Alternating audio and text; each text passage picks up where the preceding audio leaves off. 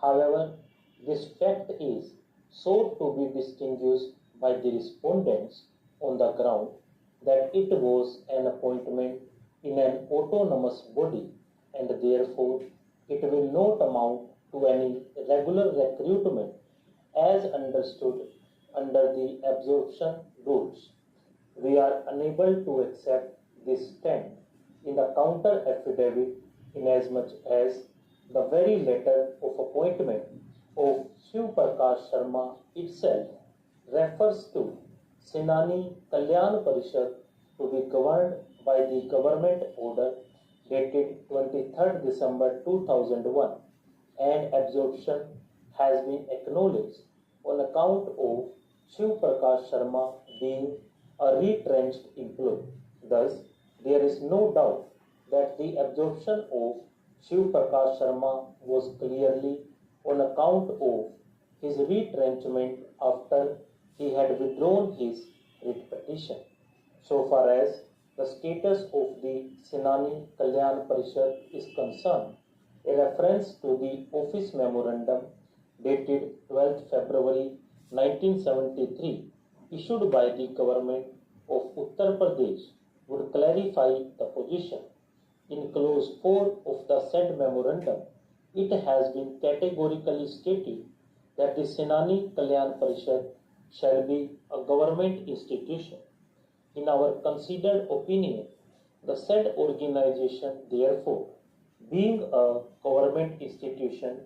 as described in the office memorandum itself, negates the arguments advanced on behalf of the respondents that it was governed as a separate entity and autonomous body and not a government department. The absorption of Shiv Prakash Sharma was in a government institution. As such, no distinction can be drawn on that count insofar as the case of the appellants on parity for absorption is concerned. Coming to the question of applicability of the 2003 recession rules, suffice it to mention that the issue of absorption had already been raised immediately upon the corporation being wound up in the year 1999. Thus, the status of retrenchment was already being faced by the appellants and they had already raised their claims much prior to the enforcement of the recession rules 2003.